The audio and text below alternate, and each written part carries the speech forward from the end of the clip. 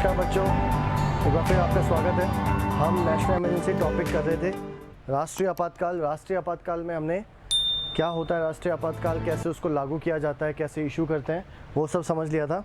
आज हम ये देखेंगे कि कैसे उसको हटाते हैं, उसको रिवोक कैसे करते हैं, ठीक है, और उसका इफ़ेक्ट क्या आता है। तो चलिए बच्चों स्टार्ट करते हैं। सबसे पहले आप देखेंगे कि यहाँ पर how to revoke national emergency and by whom, तो कौन उसको कैसे हटाना है और हटाता कौन है, बाय हुम, ठीक है बच्चों। तो देखो, नेशनल इमरजेंसी को हटाने के लिए सबसे पहले प्रेसिडेंट लगाते हैं, तो प्रेसिडेंट ही हटाते हैं किसी भी टाइम, एट एनी टाइम, जब भी वो चाहें नेशनल इमरजेंसी को हटा सकते हैं। ये डिपेंड करता है टोटली प्रेसिडेंट के ऊपर कि वो कब उसको हटाना चाहते हैं। तो पहला केस तो बहुत ही सिंपल हो गया, एग्ज़ाम में आपसे पूछे तो आपको बताना है कि प्रेसिडेंट किसी भी टाइम पे नेशनल इमरजेंसी को हटा सकते हैं, लगाते भी यही हैं, हटाते भी यही हैं। अगर प्रेसिडेंट मान लीजिए कि आपको पता है किसकी एडवाइस से काम करता है बच्चों, advice of council of minister headed by prime minister. और अगर प्राइम मिनिस्टर नहीं चाहते होंगे कि नेशनल इमरजेंसी हटे तो कोई और ज़रिया भी तो होना चाहिए ना, तो और ज़रिया होना चाहिए। यही बात मोरारजी देसाई की जो गवर्नमेंट आई थी उनको मालूम थी, तो उन्होंने एक और सेफ गार्ड लगाया यहाँ पे। क्या लगाया कि सिर्फ प्रेसिडेंट के पास पावर नहीं होनी चाहिए कि वो ही हटा सकें, कोई और ज़रिया भी होना चाहिए नेशनल इमरजेंसी को हटाने का, क्योंकि ये सबसे खतरनाक इमरजेंसी होती है। इस वजह से दूसरा एक सेफ गार्ड रखा कि या तो इससे हटाओ या फिर लोकसभा एक रेजोल्यूशन पास करे डिसअप्रूव व्हाट, नेशनल इमरजेंसी को डिसअप्रूव करने के लिए विथ सिंपल मेजॉरिटी। देखो हटाने के लिए कितना आसान, सिंपल 50+। फिर सिंपल मेजॉरिटी क्या होती है बच्चों, 50% + 1 total member present and voting, ठीक है। तो मतलब अगर मान लो 500 लोग आए हैं, प्रेजेंट है, तो 250 आधा 50% + 1 251 लोग भी होंगे, तो सिंपल मेजॉरिटी से लोकसभा में इमरजेंसी को हटाया जा सकता है एक रेजोल्यूशन पास करके। ये देखो ये किसने कैसे ऐड हुआ, 44th अमेंडमेंट 1978। बच्चों ध्यान रखना, ये अमेंडमेंट आपसे पूछेगा कि 44 में क्या क्या चीज़ें ऐड हुई थी, ठीक है। तो ये भी एक सेफ गार्ड है, लोकसभा एक रेजोल्यूशन पास करेगी डिसअप्रूव करने का with simple majority, do remember that. अगर ये भी नहीं है तो और क्या ऑप्शन है, देखो अगर ये भी नहीं है तो एक और ऑप्शन है। ऑप्शन क्या है कि अगर लोकसभा के 1/10 मेंबर एक नोटिस दें स्पीकर या प्रेसिडेंट को कि भैया आप एक स्पेशल सिटिंग बुलाओ लोकसभा की, वो भी आपको 14 दिन के अंदर अंदर बुलानी है। क्या समझे कि 1/10 मेंबर लोकसभा के नोटिस दें किसको, या तो प्रेसिडेंट को या स्पीकर को, किस बारे में कि 14 दिन के अंदर अंदर you have to convene, you have to summon a special sitting to do what, to disapprove national emergency. ये दोनों के दोनों सेफ गार्ड बच्चों 44th अमेंडमेंट 1978 के साथ इंक्लूड किए गए थे। मतलब टोटल बच्चे तरीके कितने हो गए हटाने के, 3 तरीके हो गए बच्चों। प्लीज़ इसको आप याद रखिएगा, ठीक है। आगे बढ़ते हैं। अब नेशनल इमरजेंसी का इफेक्ट क्या क्या आता है बच्चों, इसके ऊपर क्वेश्चन पूछा जा सकता है। नेशनल इमरजेंसी का इफेक्ट क्या क्या आता है राष्ट्रीय आपातकाल का, तो देखो सबसे पहले इफेक्ट देखेंगे एग्जीक्यूटिव के ऊपर क्या इफेक्ट आता है। एग्जीक्यूटिव वो जो क्या करते हैं आपको पता ही होगा, एग्जीक्यूटिव वो जो किसी लॉ को क्या करते हैं, इम्प्लीमेंट करते हैं, ठीक है। तो अब देखो हम होता क्या है कि जब भी नेशनल इमरजेंसी कहीं लगती है, मान लो राजस्थान में लगी है, एक एग्जांपल ले रहा हूँ, राजस्थान में नेशनल इमरजेंसी लगी है, तो राजस्थान की गवर्नमेंट सस्पेंड नहीं होती कभी भी, ध्यान रखना, गवर्नमेंट बिल्कुल बरकरार रहती है, गवर्नमेंट सस्पेंड नहीं होती, पहला पॉइंट।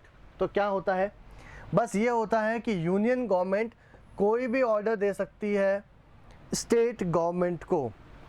तो आप बोले सर इसमें क्या बड़ी बात है, ये तो पहले भी देती थी ना, पहले भी तो ऑर्डर्स दिए जाते थे। नहीं बच्चों, ऑर्डर जो होंगे वो इस बार किस लिस्ट में से होंगे, स्टेट लिस्ट, यही आपको ध्यान रखना है। याद करो स्टेट गवर्नमेंट हमेशा स्टेट लिस्ट के ऊपर जो सब्जेक्ट्स हैं उसके ऊपर लॉ बनाती है, कानून बनाती है। यूनियन गवर्नमेंट कभी भी स्टेट लिस्ट के ऊपर नहीं बनाएगी, वो यूनियन लिस्ट के ऊपर जो अंदर जो सब्जेक्ट लिखे हुए हैं उनके ऊपर लॉ बनाती है या डायरेक्शन या कोई इशू करती है। बट जब नेशनल इमरजेंसी इम्पैक्ट में होगी तो यूनियन गवर्नमेंट स्टेट लिस्ट के ऊपर भी लॉ बना सकती है या फिर ऑर्डर इशू कर सकती है, जो कि वो नॉर्मली नहीं करती है। समझ में आया? तो ये इफेक्ट होगा, मतलब गवर्नमेंट भी रहेगी पर चलेगी किसकी? यूनियन गवर्नमेंट की। दूसरा लेजिस्लेचर्स, तो लेजिस्लेचर मतलब जो लॉ बनाते हैं, कानून बनाते हैं, उसमें क्या तब्दीली आएगी? तो भैया स्टेट लेजिस्लेचर सस्पेंड नहीं होगा। राजस्थान की राज्य विधानसभा जो है ना, वो सस्पेंड नहीं होगी, वो भी अपना काम करती रहेगी। तो फिर चेंज क्या आएगा? चेंज आएगा कि पार्लियामेंट को थोड़ी सी ताकत और मिल जाएगी। अब आप कहोगे सर पार्लियामेंट को ताकत दे रहे हैं, क्यों? भाई देनी पड़ेगी। पार्लियामेंट को ताकत ये दी गई है कि पार्लियामेंट लॉ बना सकती है किसके ऊपर? स्टेट सब्जेक्ट के ऊपर। वही स्टेट लिस्ट की बात हो रही है कि स्टेट लिस्ट के जो सब्जेक्ट्स है उसके ऊपर पार्लियामेंट क्या बना सकती है? लॉ बना सकती है। और ये लॉ 6 महीने तक वैलिड रहेंगे, तब भी जब एमरजेंसी ख़त्म हो जाए उसके 6 महीने बाद तक भी ये कानून वैलिड रहते हैं, उसके बाद अपने आप ख़त्म हो जाते हैं। अब आप बोलोगे सर ये प्रोविज़न रखे ही क्यों है, कानून कौन बनाएगा, ये क्यों बनाएंगे हम ऐसा? देखो बच्चों, एमरजेंसी लगी है तो क्या हुआ? जो नॉर्मल काम काज है वो तो चलना ही चाहिए। और कहीं किसी स्टेट में अगर ऐसी कुछ हो रहा है तो पार्लियामेंट पूरी पावर अपने हाथ में ले लेती है, वो कंट्रोल करती है। दैट्स वाई जब वो एमरजेंसी ख़त्म हो जाए तो वो जो लॉ बनाया था पार्लियामेंट ने, वो 6 महीने के बाद खुद ब खुद ख़त्म हो जाता है। ध्यान रखना बच्चों। फिर बात करते हैं फाइनेंशियल की। तो फाइनेंशियल मतलब जो पैसों की लेन देन। तो प्रेसिडेंट क्या करता है कि उसके ऊपर डिपेंड करता है कि वो किसी भी, यहाँ लिख देता हूँ, किसी भी स्टेट को जो पैसा मिलता है, जो मनी का डिस्ट्रीब्यूशन होता है, उसको रोका जा सकता है या उसमें कोई चेंज किया जा सकता है। कब? ड्यूरिंग दी बच्चों नेशनल इमरजेंसी। आप इस बात को ध्यान रखेंगे, ये भी चेंजेस होते हैं, ये तीनों चेंजेस आपको याद रखने हैं। अब उससे भी ज़्यादा बच्चों, कई ज़्यादा इंपॉर्टेंट अब जो चीज़ आपके सामने आ रही है कि फंडामेंटल राइट्स के ऊपर क्या इम्पैक्ट पड़ता है बच्चों। Very very important for your exam कि फंडामेंटल राइट के ऊपर क्या इम्पैक्ट पड़ेगा। अब देखो बच्चों, सबसे पहले इस चीज़ को समझना, ये बहुत इंपॉर्टेंट चीज़ है आप लोगों के लिए। नेशनल इमरजेंसी अगर पिक्चर में आती है तो आप देखा बहुत सारे लोगों को जेल में डालते हैं। तो आप सोचोगे यार डेमोक्रेटिक कंट्री है, जेल में क्यों डालेंगे? भैया हमारे पास भी तो फंडामेंटल राइट है, मौलिक अधिकार है। उनका क्या हुआ? उनका ये हुआ कि जब फंडामेंटल राइट आपको जो मिले हैं डेमोक्रेसी में, वो कुछ हद तक कम हो जाते हैं, उनको सस्पेंड कर दिया जाता है during national emergency. That's why आपको प्रॉब्लम होती है ड्यूरिंग नेशनल इमरजेंसी। अब वो कौन होता है, कैसे करते हैं, देखो एक एक करके समझेंगे, बहुत सिंपल है। सबसे पहले एक होता है आर्टिकल 358। आर्टिकल 358 पावर देता है किसको? आर्टिकल 358 पावर देता है कि स्टेट, जो राज्य है, वो कोई भी लॉ बना सकता है। यहाँ पे स्टेट का मतलब राजस्थान, मध्य प्रदेश, एमपी से नहीं है। यहाँ स्टेट का मतलब है कंट्री से, इंडिया से, उसकी बात हो रही है। समझ में आया? या फिर मैं आपसे कहूँ पार्लियामेंट लॉ बनाती है। स्टेट का मतलब राजस्थान, एमपी से नहीं है, यहाँ पे कंट्री से मतलब है। पॉलिटी में स्टेट का मतलब कंट्री होता है, मैंने आपको बताया था, ठीक है। तो state can make any law which can take fundamental right under article 19। Sir ये क्या है, समझ में नहीं आया।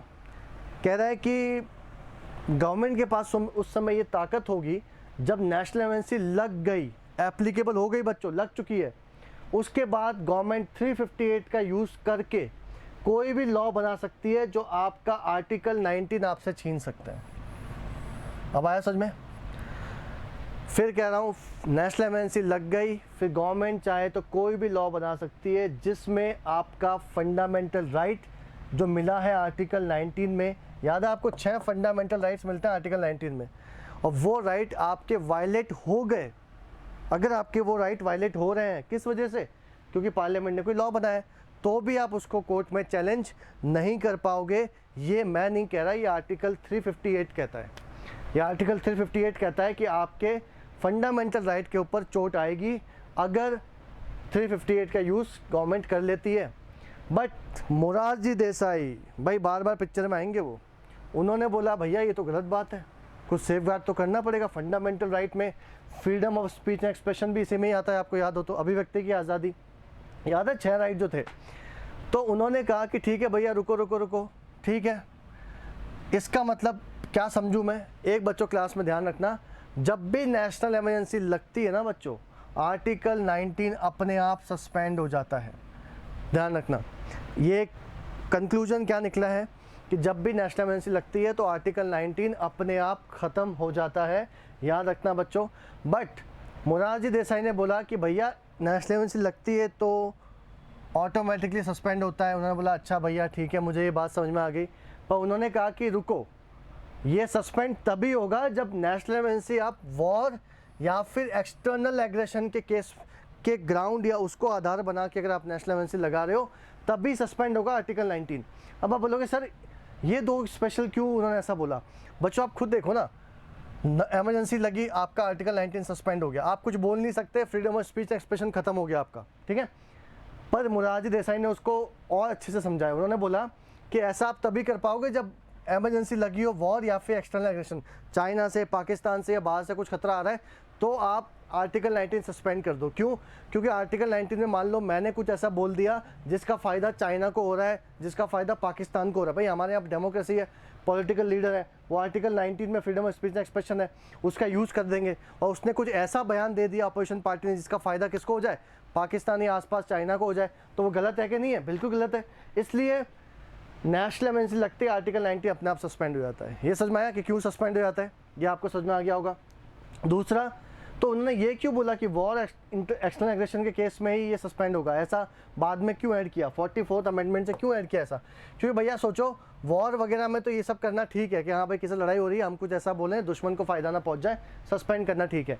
तो उन्होंने बोला कि भैया आर्म्ड रेबेलियन के केस, जो याद है आपको तीसरा केस था आर्म्ड रेबेलियन, कि भारत के अंदर ही लोग हथियार उठा लें, तो उस केस में आर्टिकल 19 सस्पेंड नहीं होगा।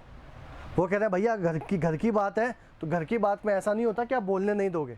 अगर बोलने नहीं दोगे तो कोई सॉल्यूशन निकलेगा ही नहीं, ऐसा उनका मानना था।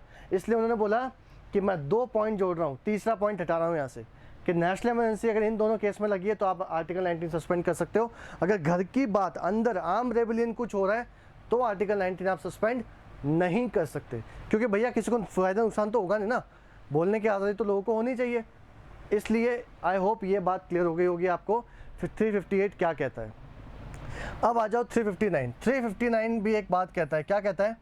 ये पावर देता है प्रेसिडेंट को। किस बात की पावर देता है?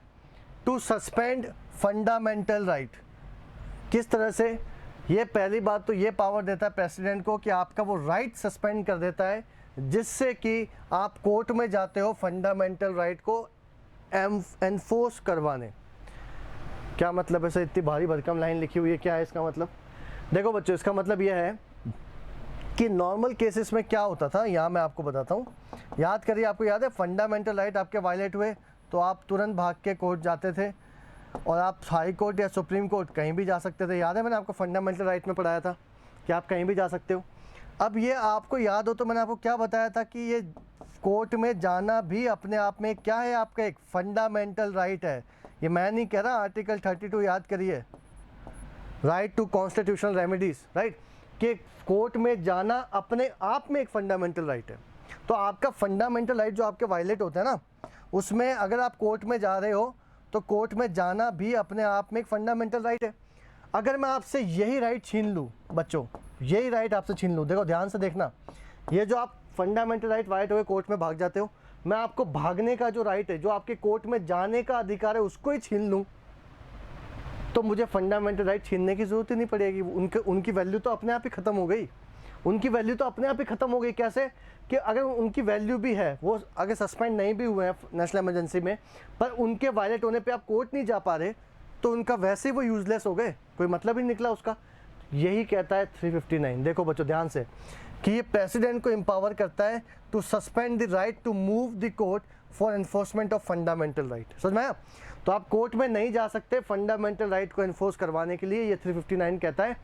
इसका मतलब प्रेसिडेंट को किसी फंडामेंटल राइट को सस्पेंड करने की जरूरत पड़ेगी नहीं।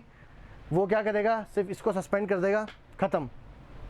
अब वो सस्पेंड कर देगा तो उसमें ये लिख देगा कि भैया इस आर्टिकल में, ये आर्टिकल, फलाना आर्टिकल, ये जितने भी फंडामेंटल राइट है, इन सब के केस में आप कोर्ट नहीं जा सकते। तो वो सारे के सारे फंडामेंटल राइट क्या हो गए? इनइफेक्टिव हो गए। बट मोरारजी देसाई ने बोला ठीक है भैया, ये प्रोविज़न कॉन्स्टिट्यूशन में पहले से ही है, पर मैं इसमें भी एक चेंज करना चाहता हूँ। बोले क्या चेंज करना चाहता हूँ? तो बोले आप करो ना, आप फंडामेंटल राइट का कोर्ट जाने का जो राइट है उसको हटा दो, आप उसको सस्पेंड कर दो, ठीक है, मानता हूँ। पर वो कहता है सारे राइट को आप सस्पेंड कर सकते हो। आप लिख दोगे कि भैया ये फंडामेंटल राइट है, अगर ये वायलेट हो गए तो आप कोर्ट नहीं जा सकते, ऐसा प्रेसिडेंट कर सकता है 359 के अंडर, ठीक है। पर मोरारजी देसाई ने बोला भैया आर्टिकल 20 और 21 छोड़ देना, आर्टिकल 20 और 21 को आप हाथ नहीं लगा सकते। 20 क्या बोलता है? Right to provision in conviction of offences, अगर आपने कोई गुनाह किया है तो उसके रेफरेंस में भी आपको कुछ अधिकार मिलते हैं, याद है आर्टिकल 20। और 21 क्या बोलता है? Right to life, right to life and liberty. भैया जीने का अधिकार कैसे छीन लोगे नेशनल इमरजेंसी में? वो अधिकार नहीं छीना जा सकता है। तो 20 और 21 को छोड़ के प्रेसिडेंट सारे फंडामेंटल राइट को अगर वायलेट हुए हैं तो उनको लेकर आप कोर्ट नहीं जाओ, ये सस्पेंड कौन कर सकता है? प्रेसिडेंट कर सकते हैं, ठीक है। और ये पर एक और बात है, अगर प्रेसिडेंट ने ऐसा कर दिया, देखो कैसे करेंगे ये। प्रेसिडेंट ने ये एक चिट्ठी लिखी, इसमें लिख दिया भैया ये जो सारे राइट हैं, इन सारे फंडामेंटल राइट के लिए आप कोर्ट नहीं भाग सकते, आप कोर्ट नहीं जा सकते, ऐसा वो 359 से कर सकता है। किसको छोड़ के? 2021। पर ये जो वो ऑर्डर निकालेगा ना बच्चों, ये ऑर्डर भी प्रेसिडेंट का दोनों हाउसेस से अप्रूव होना चाहिए, ये भी ध्यान रखना कि दोनों हाउसेस से अप्रूव होना चाहिए। और 2021 को छोड़ के कंक्लूजन क्या है? 358 आएगा तो 19 गायब, ठीक है। और 19 गायब तभी होगा जब इन दो केस में इमरजेंसी लगी होगी। 359 आएगा तो प्रेसिडेंट किसी भी फंडामेंटल राइट को वायलेट होने केस में आप जो कोर्ट में जाते हो वो वाला राइट आपका ख़त्म कर सकते हैं वो, एक्सेप्ट 2021। और ऐसा कोई ऑर्डर अगर प्रेसिडेंट निकालते हैं तो वो दोनों हाउस से अप्रूव होना चाहिए। कुल मिला के बात ये है। आई होप ये बात आपको अच्छे से समझ में आ गई होगी बच्चों इस टॉपिक में। चलिए अब आगे बढ़ते हैं। अब फंडामेंटल राइट पे क्या इफेक्ट आया वो तो आपने देख लिया बच्चों।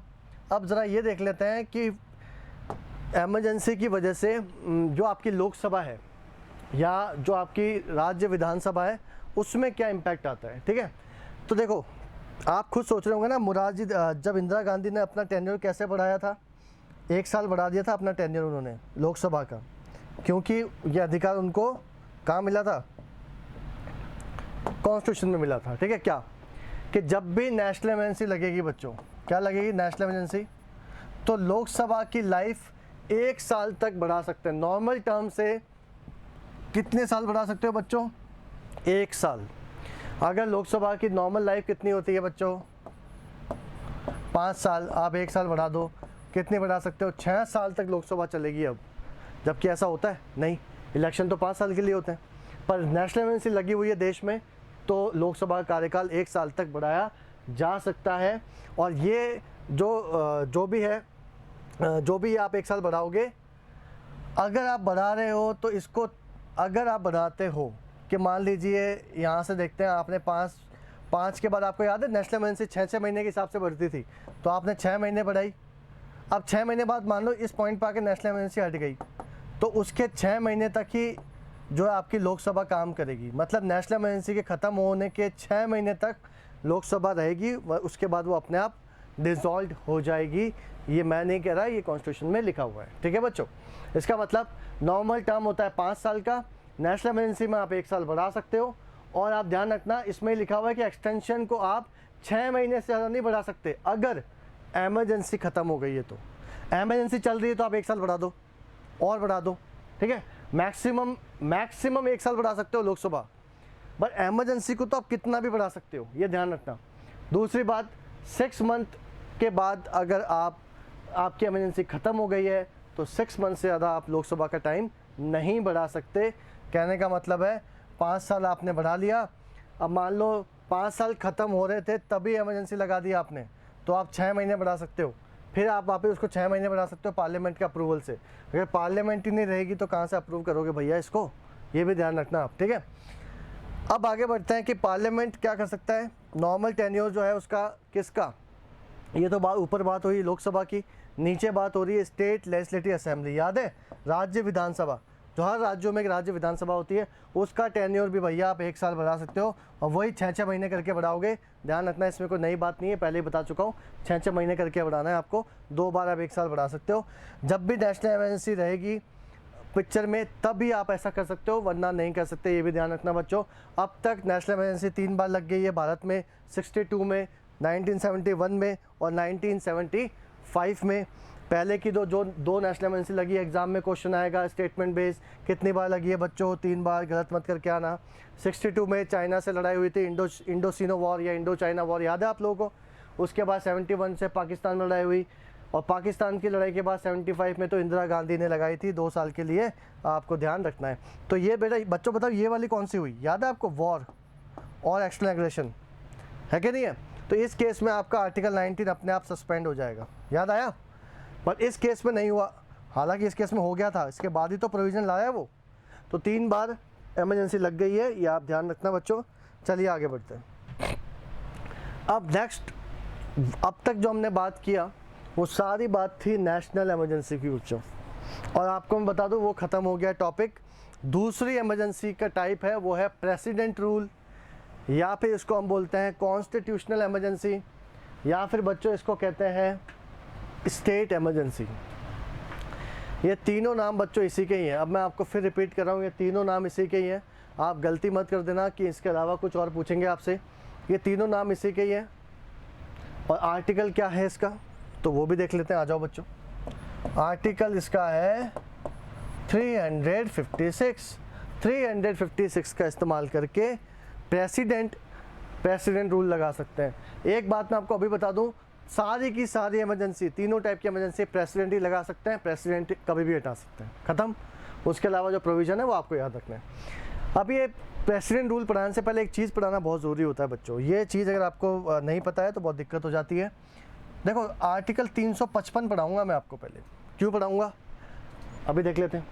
355 कहता है कि ये ड्यूटी है सेंटर की, सेंटर का मतलब केंद्र सरकार की, केंद्र सरकार की ड्यूटी है कि वो देखेगा कि हर राज्य में, क्या देखेगा भैया, क्या ड्यूटी है। 355 कहता है कि ये केंद्र सरकार की ड्यूटी है कि वो देखेगा कि हर राज्य में वहाँ जो सरकार चल रही है क्या वो संविधान के अनुरूप चल रही है कि नहीं चल रही है। देखो वही लिखा हुआ है, मतलब ये कौन देखेगा, ये देखेगा कौन, केंद्र सरकार, कि हर राज्य में जो सरकार है वो किसके हिसाब से चल रही है, संविधान के हिसाब से चल रही है कि नहीं चल रही है। अगर नहीं चल रही है तो अब आएगा मज़ा कि सर ये तो काम था, अब सेंटर ने देखा कि भैया नहीं चल रही है, कोई भी स्टेट है वहाँ पे कॉन्स्टिट्यूशन के हिसाब से सरकार नहीं चल रही, तो क्या होगा सर। तो बच्चों, प्यारे बच्चों, अब देखो क्या होगा। तो आपको पता है हर स्टेट में होता है, मैं तो वो बता रहा हूँ जो हकीकत में होता है। मैं चाहता तो आपको सिर्फ किताब का ज्ञान दे सकता था, ठीक है। हर स्टेट में क्या होता है, गवर्नर भाई साहब एक फ़ाइल बना के भेजेंगे किसके पास, प्रेसिडेंट के पास, और प्रेसिडेंट को बोलेंगे कि प्रेसिडेंट साहब ये जो राज्य, जिस राज्य का मैं गवर्नर हूँ, ये राज्य भैया ढंग से काम नहीं कर रहा संविधान के हिसाब से, ये ढंग से काम नहीं कर रहा संविधान के हिसाब से। गवर्नर साहब ने प्रेसिडेंट को बोला, प्रेसिडेंट भाई साहब को आया गुस्सा, आर्टिकल 356 इस्तेमाल किया, और उस राज्य में, जिस राज्य में कॉन्स्टिट्यूशन के हिसाब से सरकार नहीं चलती, उस राज्य में ये चीज़ लगा देगा प्रेसिडेंट। अब आया समझ में कैसे लगाई जाती है ये। तो ये चीज़ कौन लगाता है, प्रेसिडेंट। बताता कौन है उसको, गवर्नर। गवर्नर हर स्टेट में होता है। स्टेट अगर ढंग से ना चलेगा, ये कौन कहता है, आर्टिकल 55, ध्यान रखना, ठीक है। अब इसका मतलब, अच्छा तो आप कह रहे हो कि सर 355 तो ड्यूटी देता है और ये जो इमरजेंसी है ये 356 के तहत लगती है। बिल्कुल लिखा हुआ है ना, 356 के तहत। ये कब लगती है, जब failure of constitutional machinery in state, के मतलब संविधान का जो ढांचा है वो चरमरा गया किसी राज्य में, सब तितर बितर हो गया भाई, संविधान के हिसाब से नहीं चल रहा है सारा काम, तो ये रूल लग जाता है। अब लगाने के भी 2 तरीके हैं इसके, ऐसे नहीं कि बस गवर्नर ने फाइल भेज दी, प्रेसिडेंट ने लगा दिया और हकीकत में ऐसा कुछ हो ही नहीं हो राज्य में, तो भी तो दिक्कत वाली बात है ना। क्यों, क्योंकि भैया लोगों ने सरकार को चुना है, इलेक्टेड गवर्नमेंट को कैसे हटा दोगे आप ऐसे ही और वहाँ प्रेसिडेंट रूल लगा दोगे, ये भी गलत हो जाएगा। तो पुख्ता सबूत चाहिए ना, बिल्कुल चाहिए। तो बोला है कि भैया कॉन्स्टिट्यूशन में लिखा है कि आपको लगाना है प्रेसिडेंट रूल, तो 2 तरीके हैं उसके। आपको 356 का इस्तेमाल करना है राष्ट्रपति महोदय को, तो राष्ट्रपति महोदय को 2 कंडीशन देखनी पड़ेगी कि ऐसा हो रहा है कि नहीं हो रहा है। अगर ऐसा हो रहा है तो वो लगा सकता है। पहला क्या देखना पड़ेगा, 355 में तो सेंटर की ड्यूटी थी, 356 में जैसे गवर्नर ने भेज दिया तो ऐसे थोड़ी प्रेसिडेंट के पास फाइल है, प्रेसिडेंट तुरंत ये लगा दिया। प्रेसिडेंट चेक करेगा। कैसे चेक करेगा? यहाँ से यहाँ इसका इस्तेमाल करने से पहले जो ये जो लाइन दिख रही है, इस सफ़र में प्रेसिडेंट कुछ चीज़ें चेक करेगा कि भाई मैं सही तो हूँ, लगा के गलती तो नहीं कर रहा कि भाई बाद में लगा दूँ सुप्रीम कोर्ट मेरे ही माथे आ जाए। ऐसा नहीं हो जाए कि वो जिस स्टेट को मैंने प्रेसिडेंट रूल लगा के वहाँ सरकार हटा दी है, वो स्टेट सुप्रीम कोर्ट पहुँच गया और हमारे फजीयत हो गई। तो 355 के बाद 356 प्रेसिडेंट को ये पावर देता है कि प्रेसिडेंट को अगर ये लगता है, देखो बच्चों यहाँ ध्यान से देखना, जो वर्ड पे मैं ध्यान देने को कह रहा हूँ वही एग्जाम में पूछे जाएंगे आपसे। प्रेसिडेंट प्रोक्लेमेशन कर सकते हैं, घोषणा कर सकते हैं किस चीज़ की? प्रेसिडेंट रूल की, किसी भी राज्य में अंडर 356। कब? If he satisfied. बच्चों इसको देखना ध्यान से, very important point. If he satisfied, इस वर्ड को देखना, वो मतलब सेटिस्फाइड है किस बात का?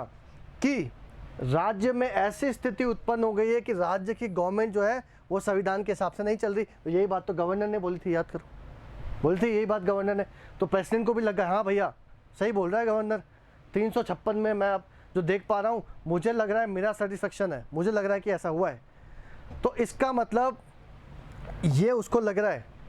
अच्छा, अब अगर उसको ऐसा लग रहा है तो क्या वो 356 का इस्तेमाल करके फिर प्रेसिडेंट रूल लगा देगा क्या? नहीं, एक और चीज़ है।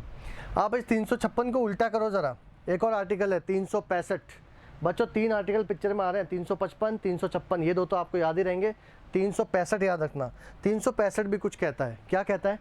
ये कहता है कि जब भी कोई राज्य कॉन्स्टिट्यूशन के हिसाब से नहीं चले, मतलब कॉन्स्टिट्यूशन में लिखा हुआ है कि सेंटर जो है ना, केंद्र सरकार राज्य सरकार को समय समय पर निर्देश देती है। इसका क्या मतलब हुआ? अभी ये इसका क्या मतलब हुआ समय समय पर निर्देश देती है?